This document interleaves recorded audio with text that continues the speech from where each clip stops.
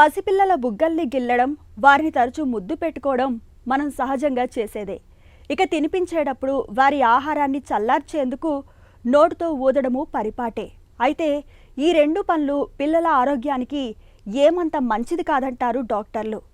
పసిపిల్లలకు తరచూ ముద్దులు పెట్టడం, తినిపించే ఆహారంపై నోటుతో ఊదడం వల్ల మన నోట్లోని లాలాజలం, అందులోని బ్యాక్టీరియాను పిల్లలకు సోకే ప్రమాదం ఉంటుందట. ఆసక్తికరమైన ఈ విషయం గురించిన పూర్తి వివరాల్ని ఇప్పుడు తెలుసుకుందాం. పిల్లలను ముద్దు పెట్టుకోవటం, తినిపించేటప్పుడు ఆహారంపై ఊదటం, ఇవన్నీ తల్లిదండ్రులు ఎంతో ప్రేమతో చేసే అతి సాధారణ చర్యలు. కానీ ఇవే పిల్లల్లో దంతక్షయానికి, నోటి అనారోగ్యానికి కారణమవుతాయని చెబుతారు నిపుణులు. పిల్లల దంతాలు మృదువైన ఎనామిల్ను కలిగి ఉంటాయి. బ్యాక్టీరియా దాడికి త్వరగా గురవుతాయి. తల్లిదండ్రులు లేదా సంరక్షకుల నుంచి స్ట్రెప్టోకాకస్ మ్యూటాన్స్ బ్యాక్టీరియా పిల్లలకు సంక్రమిస్తే అది వారి నోటిలో స్థిరపడి దంతక్షయానికి దారితీస్తుంది. సాధారణంగా పిల్లలకు ఆహారం తినిపించేటప్పుడు వేడి చల్లార్చడానికి నోటితో ఉఫ్ ఉఫ్ అని ఊది పెడుతూ ఉంటారు. అలా ఊదినప్పుడు లాలాజల బిందువులు ఆహారంపై పడే అవకాశం ఉంటుంది. అలా ఆహారంపై పడిన లాలాజల బిందువుల్లోని బ్యాక్టీరియా నేరుగా చిన్నారుల నోట్లోకి చేరిపోతుంది. పెద్దవారు తిన్న ప్లేట్లోనే పిల్లలకు పెట్టినా, తామొక ముద్ద తింటూ చిన్నారులకు మరో ముద్ద పెడుతున్నా, వారు తాగిన గ్లాస్తో నీళ్లు తాగించినా సూక్ష్మక్రిములు పిల్లలకు వ్యాప్తి చెందుతాయని హెచ్చరిస్తున్నారు డాక్టర్లు.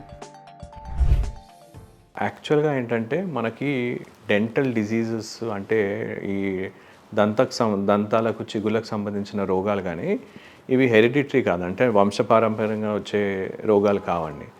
ఇందులో ఏంటంటే కొన్ని కేసెస్లో స్పెసిఫిక్గా మేము అబ్జర్వ్ చేసింది వీళ్ళ దగ్గర ఉన్న బ్యాక్టీరియా ఇన్ఫెక్షన్ పిల్లలకు ఎలా స్ప్రెడ్ అవుతుందని చూసినట్టయితే, పిల్లలు అంటే తల్లిదండ్రులు చిన్నపిల్లలు బాగా ముద్దాడుతూ ఉంటారు, దగ్గరికి వచ్చేసి బాగా ముద్దాడుతుంటారు. దీంతో ఏంటంటే ఈ బుగ్గ పైన తీసుకున్న దగ్గరికి లిప్స్ దగ్గర తీసుకున్నాను కూడా చిన్నపిల్లలు కాబట్టి వారి యొక్క సలైవా వీరి నోట్లోకి వెళ్ళే అవకాశం ఉంటుంది. ఇది ఒక first form of spread of infection. రెండోది మోస్ట్ కామన్గా ఎస్పెషలీ మన ఇండియన్ పాపులేషన్లో చూస్తుంటాము, తల్లిదండ్రులు అంటే పెద్దలే కానీ తల్లే కానీ ఎవరు వాళ్ళకి తినిపించే ముందు వేడిగా ఉన్నదాన్ని చల్లార్చడానికి ఊదుతూ ఉంటారు, ఊదేసి తినిపిస్తూ ఉంటారు.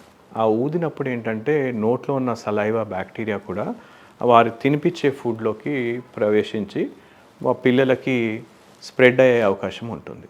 థర్డ్ ఏంటంటే కొన్నిసార్లు తల్లిదండ్రులు తినిపించేటప్పుడు సేమ్ స్పూన్తో పిల్లలకు తినిపిస్తూ ఉంటారు. ఇద్దరు పిల్లలు ఉండొచ్చు, వాళ్ళు కూడా అదే స్పూన్ కానీ ఫోక్స్ వాడటం వల్ల కూడా మనకి ఇన్ఫెక్షన్స్ స్ప్రెడ్ అయ్యే అవకాశం ఉంటుంది.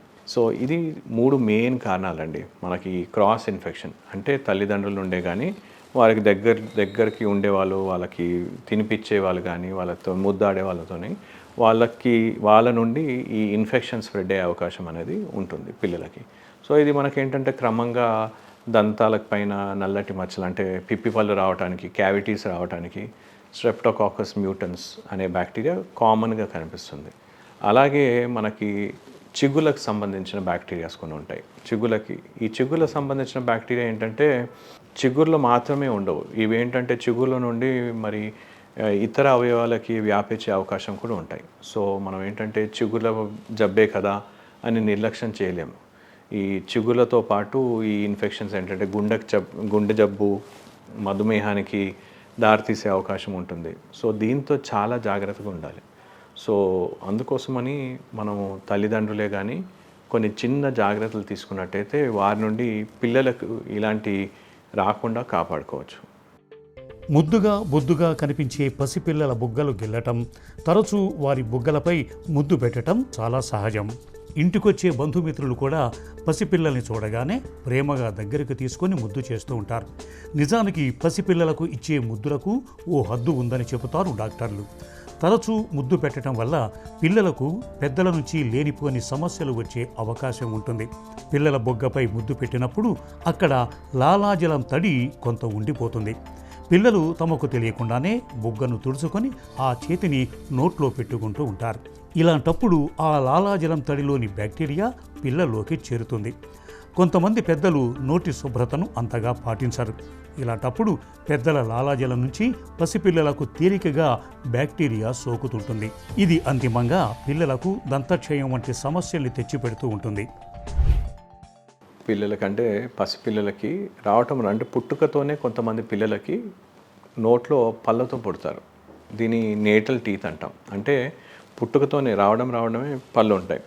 సో చాలామంది తల్లిదండ్రులు ఏంటంటే ఇలా పళ్ళు వచ్చేస్తాయి, దీంతో ఇబ్బందా ఏంటా అని కంగారు పడుతుంటారు.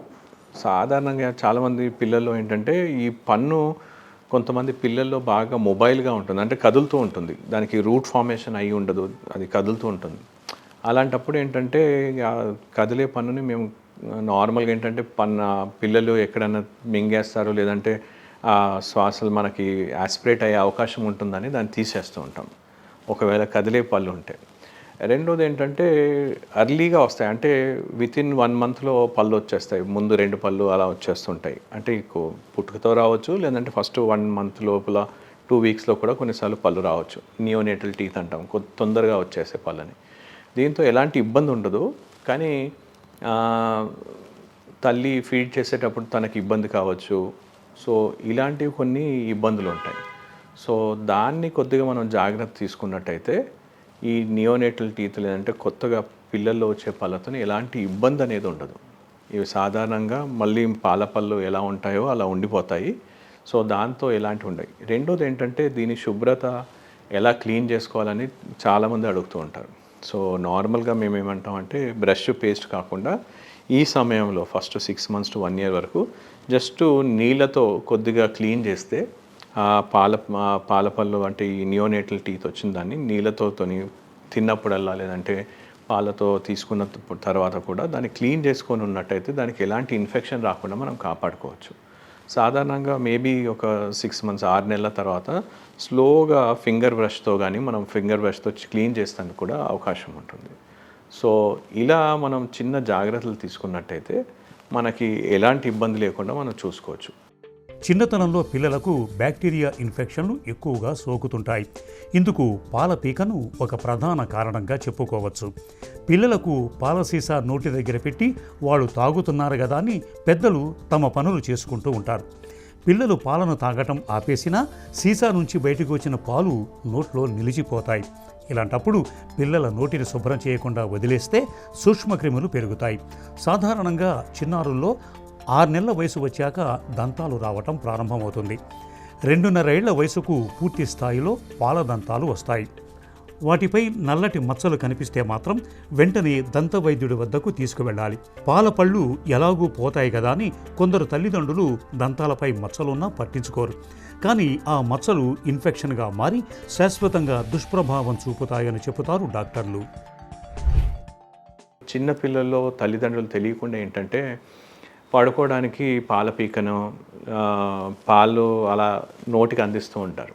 సో దీంతో ఏంటంటే చిన్నపిల్లలకి పంటిపైన అన్ని కేరీస్, ర్యాంపెంట్ కేరీస్ అని కనిపిస్తుంది. అంటే పిల్లలు పడుకునేటప్పుడు నోట్లో పాల పీక ఉన్నట్టయితే ఆ పాలు అలాగే నిలువుగా నోట్లో ఉండి దాంట్లో ఉన్న చక్కెర పదార్థాలు మన పళ్ళని తినేస్తాయి.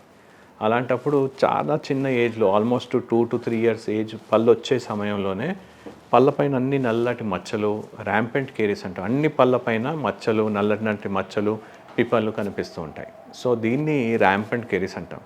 సో అందుకోసమని ఎప్పుడే కానీ పడుకునేటప్పుడు అలా పడుకునే శిశువుకి నోట్లో పాల పీకనివ్వకూడదు.